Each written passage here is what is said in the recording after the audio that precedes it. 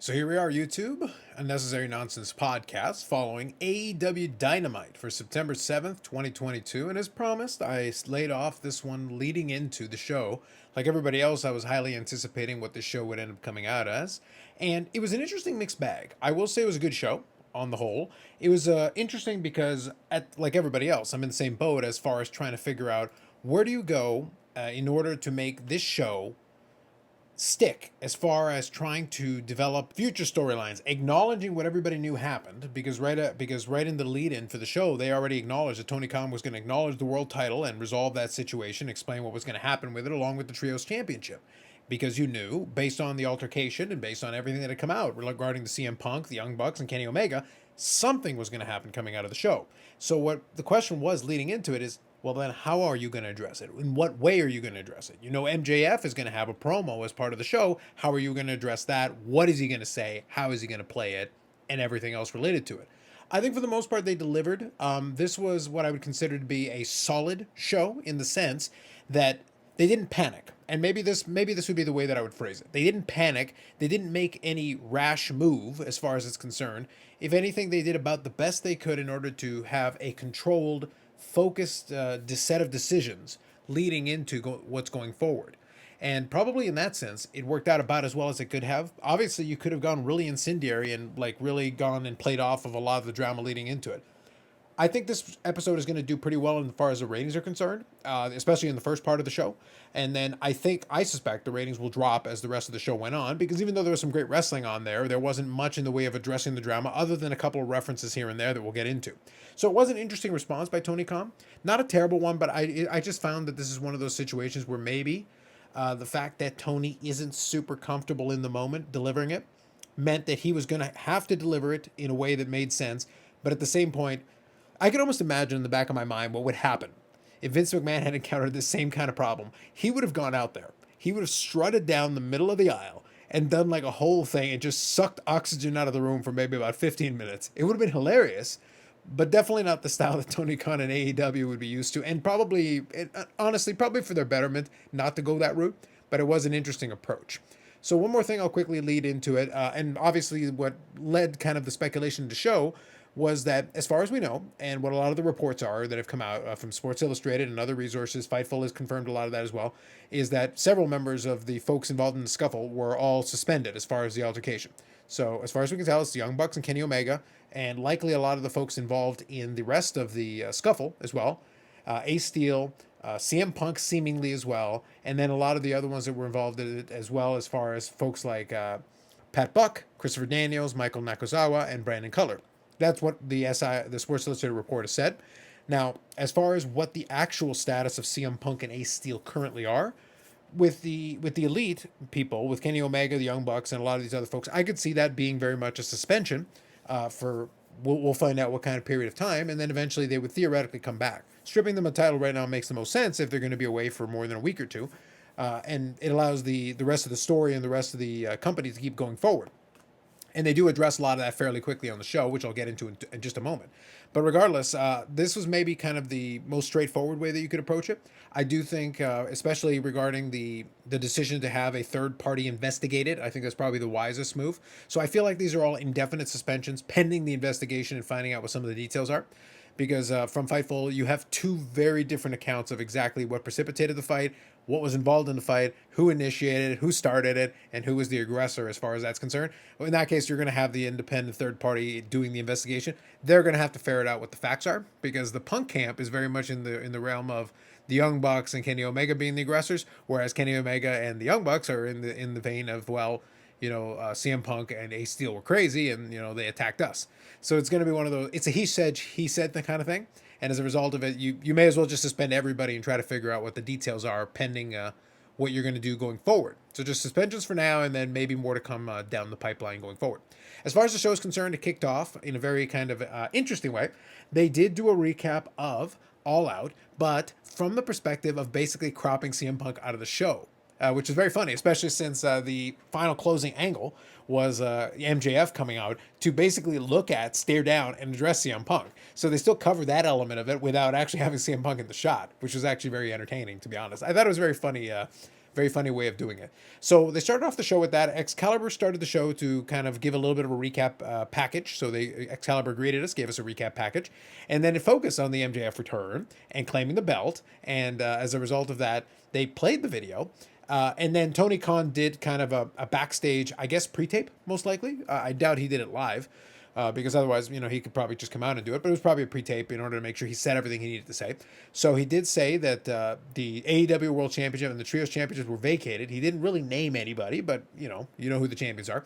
So he stated that they were going to have matches in order to resolve that and get new champions. So as far as the Trios Championship is going to be concerned, right at off the beginning of the show, after a promo, of course, Death Triangle and Best Friends were going to face off to determine the new Trios Championship on Dynamite to start off the show as far as matches, and then he announced a tournament that was going to culminate in the AEW Dynamite Grand Slam with a new world champion. Key point being not interim, new world champion and new trios champions. They were stripped of the titles, and now you're going to have new champions with the full fixins. Basically, right off the top, you've got that. As far as the tournament bracket for the AEW Championship is concerned, they did stick with the championship theme. So you have Bryan Danielson, you have Chris Jericho, you had Moxley, you had Moxley and Jericho both getting buys out of the first round. And then you still have Sammy Guevara. So you've actually got a good mix of champions in there and an opportunity for some storylines. And we'll get into more of that in a minute, but let me kind of continue. So off the top of the show, the first actual thing you get after that is MJF coming out. Massive pop from the audience because they are in New York State, even though they're not in Long Island. He pandered to them, came out in a Josh Allen jersey, did the whole 9 yards, and did this very smarmy kind of completely disingenuous promo. Talking about he was just kidding. He said all those negative things about AEW, the fans. And he led the fans in the AEW chant. Very, very, really getting those people riled up, being salt of the earth like he is. But it was funny because, and then he touched on certain elements of it, which is very funny. MJF said he wasn't in the tournament because he didn't need to be. He'll be there to face the winner of the tournament, and then claimed that the company was in dark times and gave a parable about Moses and then how he's better than Moses. And he'll lead them to the promised land. So, a little biblical reference. And then Jon Moxley's music hit. And then they have a confrontation where Moxley comes in and represents kind of the other side of the coin. So he claimed that MJF was full of it. And then MJF kind of dropped the whole facade, went into his standard MJF fare, turning on them and talking about using the world title as a bargaining chip, dropping a little bit of those references. The bidding war of 2024. He's going to take maybe he'll take the title elsewhere to a real company with his friend Cody Rhodes that he references. And then works in with the only con that counted in wrestling, old Saint Nick. So MJF delivering a good heel promo, turning himself into a proper heel. Jon Moxley representing the other side of it. And then Moxley did what I would say is the interesting part of this. The MJF piece was pretty much, I'll be honest, standard, what you should expect from MJF in this situation, given where they got stuck. Because really, and we talked about this a little bit in the previous one, I did the two previous videos on the angle. First, is it a work versus, is it actually going on? And then the fact that, in my opinion, the mutual suspensions make sense right now because even though CM Punk definitely was an instigator in a lot of that stuff, whether he's justified or not is not my concern, and it's not for me to make an argument about. The reality is, even whatever he said, but the Young Bucks and Kenny Omega, regardless of how the actual facts bear out, they did go and see him during that very same evening. And they created a scenario where it allowed things to potentially escalate, where even though on paper the whole EVP thing may not mean anything anymore really other than just being on paper, you cannot be in any kind of executive in a company like that and operate in a way that is escalating instead of de-escalating. Your job is really not to create the problem. Even if you got a problem, at that point you go to Tony Khan and you say, we got to have a meeting with this guy, we got to talk this out and figure this out because this isn't going to fly.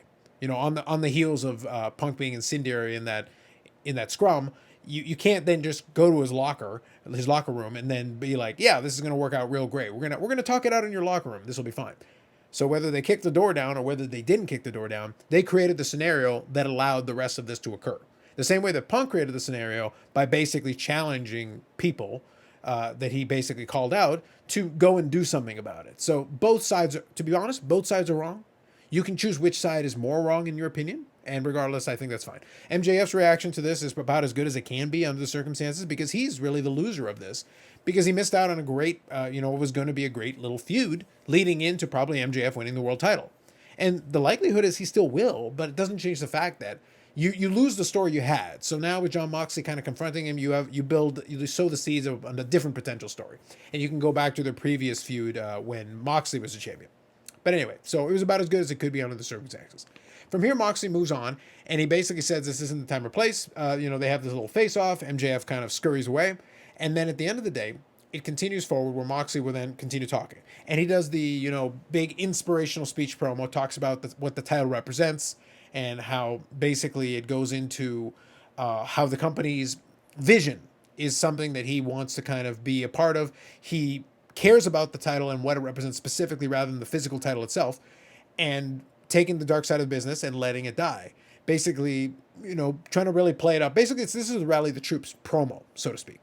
And really what it comes down to, and he finished it off with a great punctuating point, because he said that it represented slaying demons, everything he loved about the business. And at the end, it was another shot at the game-winning goal, so he made reference to that a little bit. And then he put over all kinds of people in the tournament, which was a good move. He said he's the ace. He wants the ball. Great little line there with the ball. And it was time for him to be a legend. So really good, strong promo from Jon Moxley in order to try to kind of reset things. It was at this point that a lot of the main references to what had come before kind of ended on the show. So that's what I mean by they basically kind of did as much as they were going to do with it in the first couple of minutes there. The way they recut the package, Tony Khan doing his thing, just basically stating the facts that they were stripped of the titles, but not really mentioning anybody by name, just keeping it as generic and light as possible. And then MJF coming out, making some poke digs at a couple of things. And then also Jon Moxley basically doing the rah-rah speech with everybody, then leading into the rest of the show. And then the rest of the show kind of disconnected from that and kind of proceeded. Long run-wise, this is probably the best way that they can approach it, given that I know Tony Khan's inclination is not to necessarily be as incendiary as he can be. He's got people on his roster who can do it. But Tony Khan himself just doesn't have the gravitas. That's why I made the reference to Vince McMahon earlier. I said Vince McMahon he'd be in his element. It would be on him to be like, look, he's the Brett screwed Brett guy. That's kind of his approach to a lot of this stuff. When the whole Austin thing happened, it was because Vince McMahon was willing to put himself in the middle of it and be the incendiary guy. I don't think Tony Khan is comfortable in that role, and it's probably better that he didn't try to do that. So played it pretty straight, and that was probably for the best. Let Moxley do the fired up, fiery promo, and then we'll see. And then as you go through the tournament, it allows you to develop a couple of different angles, and there's one that kind of played into the end of the end of the show as well. So let's move on into the first official match, which was the Trios Championship match. A lot of fun spots in it. I'm not going to go in move by move, blow by blow. Death Triangle taking on the Best Friends. A lot of fun stuff. The Best Friends with Danhausen and taking on for the Trios Championship. They all got in different elements of their different spots. There was some good physicality in it, a lot of high flying, a lot of great moves, and they're solid wrestlers and they know what they're doing. And little stories playing into it, especially since Orange Cassidy is potentially going to be taking on Pac as far as the All Atlantic Championship, and obviously Pac playing him down as not being like a quote-unquote real wrestler, and that all kind of had to play into it. The end result, though, was the Death Triangle winning, and if in effect making Pac a double champion right now. So he's got the part of the Trios Championships, and he seemed really thrilled about it, actually. And I'll say the Death Triangle as well as Rey Fenix and Penta, they all seemed very excited to have this. I think it was a good result.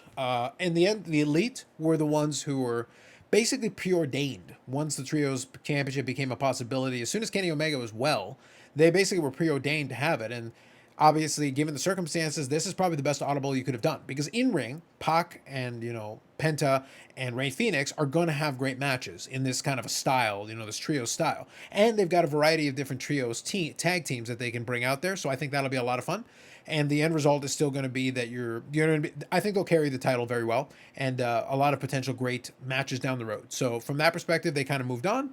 Doesn't mean the Elite can't come back down the road, but that's going to be all pending the suspensions and everything and figuring out what that's going to be. So that was the first portion of moving on from there. And then we moved on to Toni Storm taking on Penelope Ford in a title eliminator. Now, I'll be honest, I didn't like this. Not because the match was bad per se. It was decent for what it was. And Toni Storm did a good job. And I'm glad that Toni Storm got to go out and actually have a match right away after winning the interim championship. But it goes back to kind of the issue that I've talked about on the podcast before. The women's division is booked horrifically. So this is right near the beginning of the show. Toni Storm doesn't even get a moment to bask in the championship victory. Because again, the interim title hangs over this. Which I can live with to a certain point. But depending on how long Thunder Rosa's out. And they did the same thing with Punk, and I understand that now it created this precedent. I hate the idea of, I don't mind an interim championship, because obviously Moxley was able to make a good run with it. But I don't like the idea of then the champion immediately not even having a defense, but doing a title eliminator, where if Penelope Ford had beaten her, and this is the way the announcers put it, if Penelope Ford had beaten her, it would have made her number one contender. So she has to compete in a match to prevent someone from being the number one contender to potentially challenge her again. So it's kind of almost WWE style booking, where it's like, okay, so you have to beat the champion to get a chance at the champion, which seems counterintuitive. The match itself, like I said, was fine, but it was just like, why? Anyway, whatever. The other aspect, though, to be perfectly honest, is that for the most part, that was about it for the women on the show. There was also a backstage segment on the replay, I think, or just before that, or yeah, a little bit earlier in the show, where they kind of recap the four-way that led to Toni Storm winning that championship, and then obviously Britt Baker costing Jamie Hayter, a likely pinfall with the way it was presented. And then they did do a little backstage thing where like Jamie Hayter was on her way out, and then you had Britt Baker kind of starting to walk in her direction, trying to apologize, and Jamie Hayter was having none of it. She was basically heading out of the building. They sowed the seed of the dissension that'll probably go forward, but that's really all that was there as far as the show is concerned. So between that and the one women's match, like that was it. And so it's still kind of the same problem we've talked about before, but anyway, we'll get back to that later on. So 2.0 cut a promo on Hook and Action Bronson. Great. We're going to get more Action Bronson. The Acclaim made out their way, and then it got cut off in the promo by Swerve's music interrupting them before they could do their rap, which is funny. I like that. So Swerve is going full heel right now, saying it was a joke that the Acclaim wanted to be tag champs, and they're going to have a rematch at the Arthur Ashe Stadium as far as the Grand Slam, which is going to be good. Mini spoiler, I would be very shocked if the Acclaim didn't win in that venue, given how the crowd has decided to react to them. It was very strong. You did have Billy Gunn kind of, talk back at him about not being Swerve's house anymore, so it was pretty good. So anyway, it was good. And then Anthony Bowens got to kind of talk back at him, which was good. And then, yeah, it was Swerve Scott having a good heel moment. It was really, I kind of enjoyed it. I thought it was well done.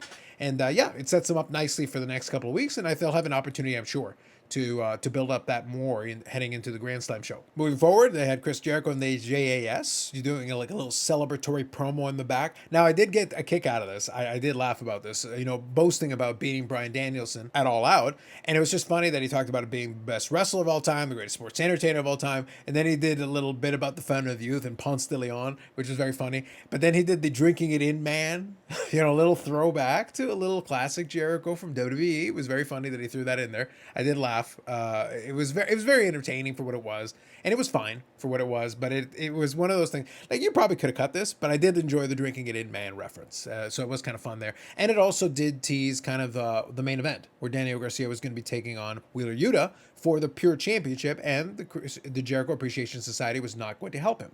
So that'll play into the end of the show here in a couple minutes.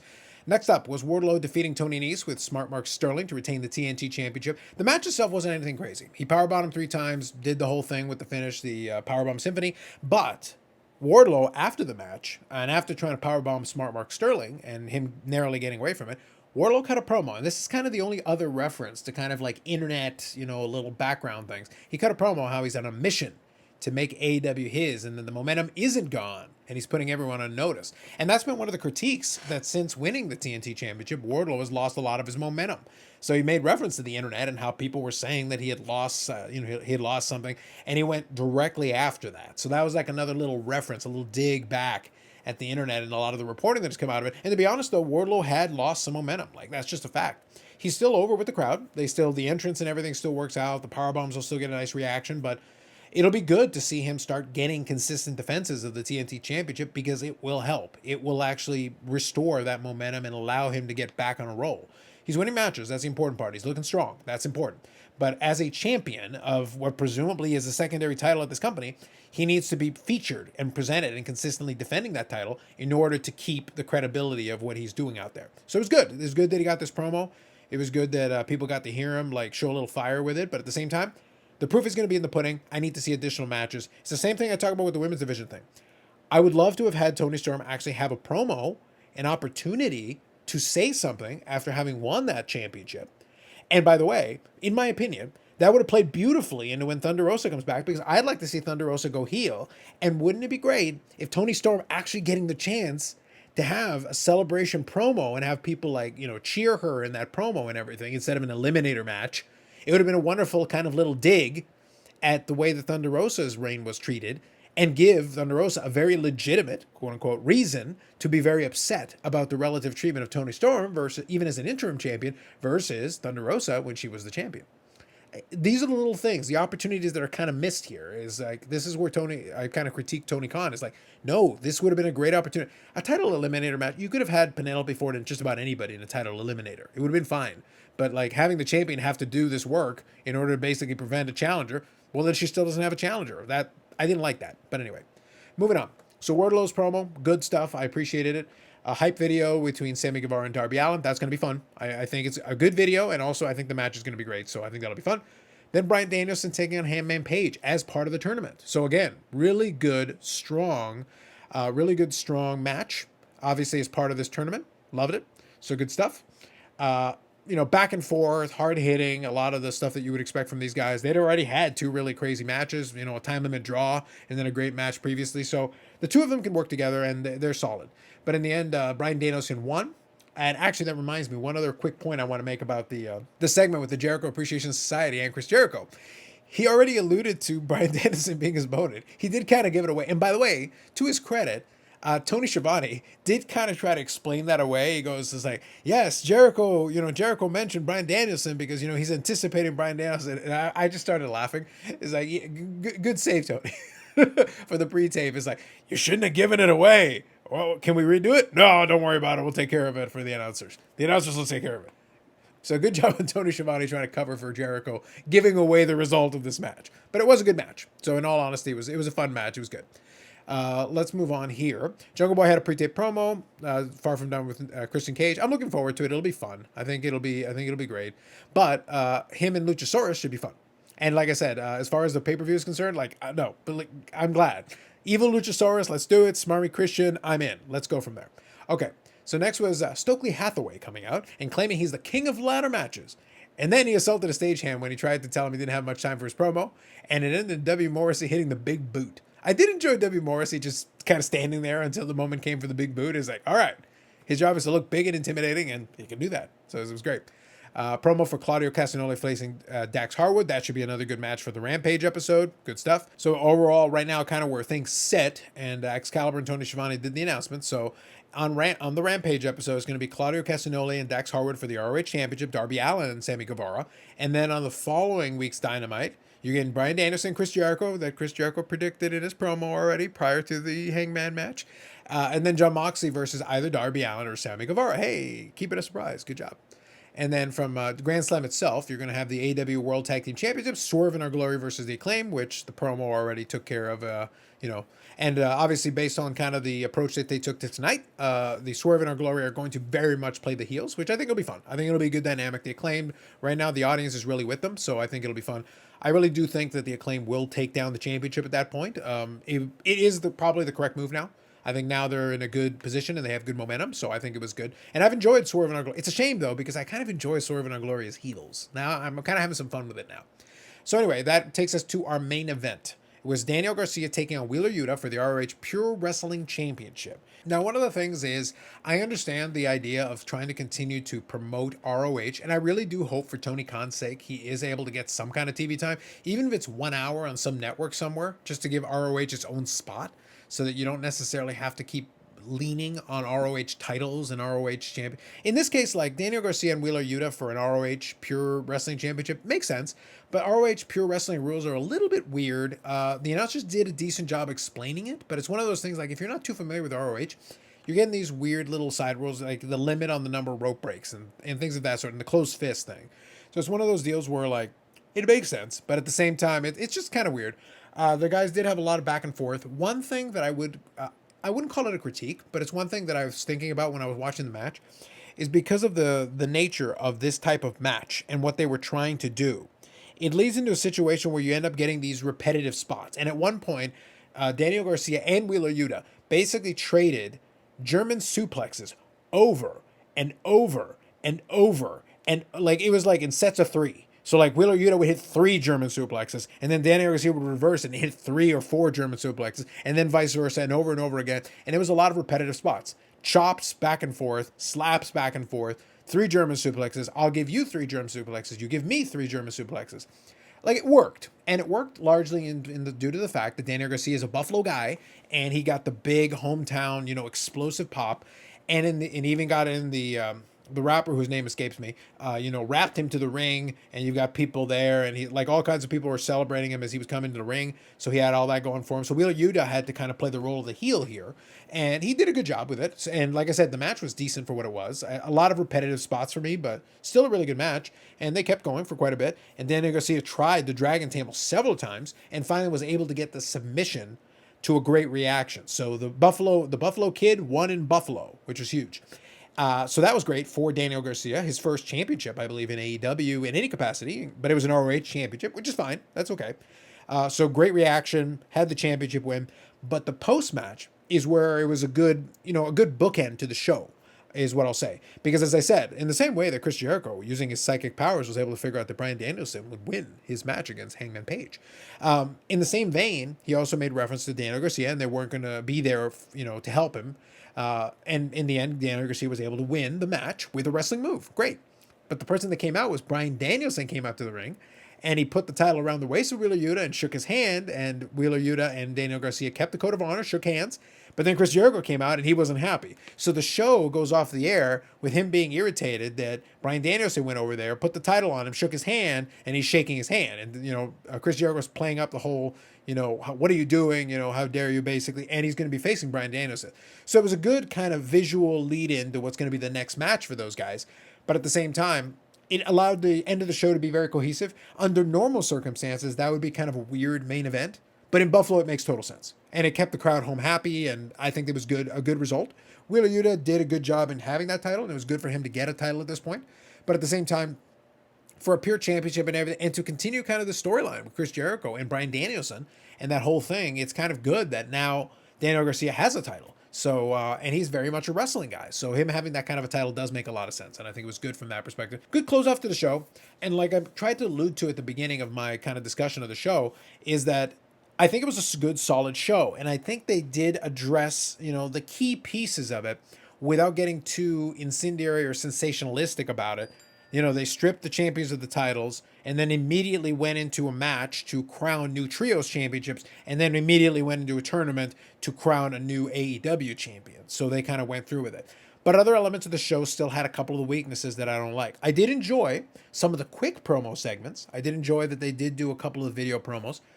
But you still don't have that development of, two solid women's storylines, even though technically you did touch on two.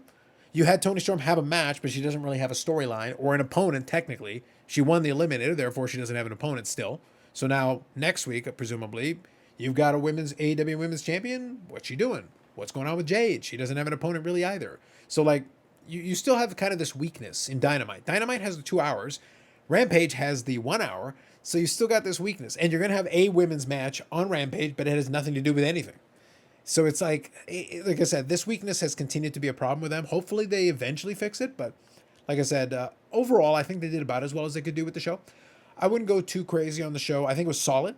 I think the MJF little references and stuff was fun. The Jon Moxley inspirational speech was good as from that perspective. It helped get everybody over that was in the tournament. It helped set up the rest of it, and it gave Moxley a good motivation to reclaim the championship that he had he lost on Sunday. So makes sense from that perspective. But overall, I would give the show a B+. It was a good show. It did it prevented them from getting stalled. They needed to do something to reestablish, some continuity with the show. And they've got champions again, and they're not interim champions, they're proper champions. So we've got a new trios champions, and we've also got a tournament to crown a new AEW champion, which we'll have in short order. And MJF is there waiting in the wings to compete against whoever ends up winning it. My guess under this circumstance would be somebody like a Danielson or possibly a Jon Moxley with what they alluded to in kind of that dueling promo they did on this show. So overall, those are my thoughts as far as AEW Dynamite and kind of where we sit on the controversy and everything. Suspensions of some sort. We don't have any particulars as far as what that's going to look like. An independent investigation finding out what actually happened, and that may take some time before they actually figure that out.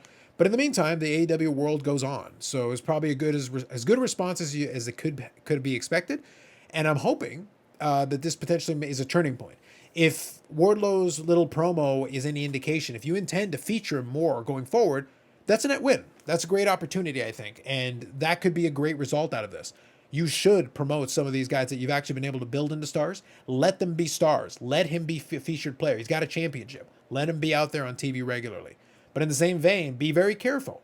You got a new champion in the women's division too. She's going to have to be featured as well. And that it's going to have to be consistent. So what I'm looking forward to what next week holds and what they end up doing with Toni Storm going forward, what they end up doing with Jade going forward, and can you keep the secondary storyline going? You've got a Britt Baker and Jamie Hayter dissension. That's a great secondary storyline. But it should be a secondary storyline to one or both of the championships having something going on. So you need that segment of it to also be doing something at the same time that everybody else is doing their thing. Because there's guys like Miro, there's guys like, the rest of the House of Black. Because one of the other stories was Malachi Black being potentially released on a conditional release. So he's basically not going to be around. So what happens to the House of Black? What happens to, Dark Julia Hart? So I'm hoping they don't disband them. I'm hoping they figure out something that allows them to still continue to go out there and do something. We'll have to see what that ends up looking like. But for now, I think, like I said, a good B+ show, a solid show. It prevents them from losing momentum. They will have some eyeballs, especially for the beginning of this program. I will be very curious to see what the intrigue was able to bring to them from a ratings perspective. And most importantly, based on the show being solid, but not necessarily anything crazy noteworthy coming out of it per se, what that leads into the following weeks. Are they able to maintain that momentum, get a boost this week, and then maintain the momentum in the following weeks? So that's it for me. I'd like to get your thoughts in the comments section. Like if you like the video, subscribe to the channel for more upcoming videos related to it. We're going to keep this thing rolling as far as talking about some of the different wrestling topics on this channel. Thanks very much. We'll catch you in the next one.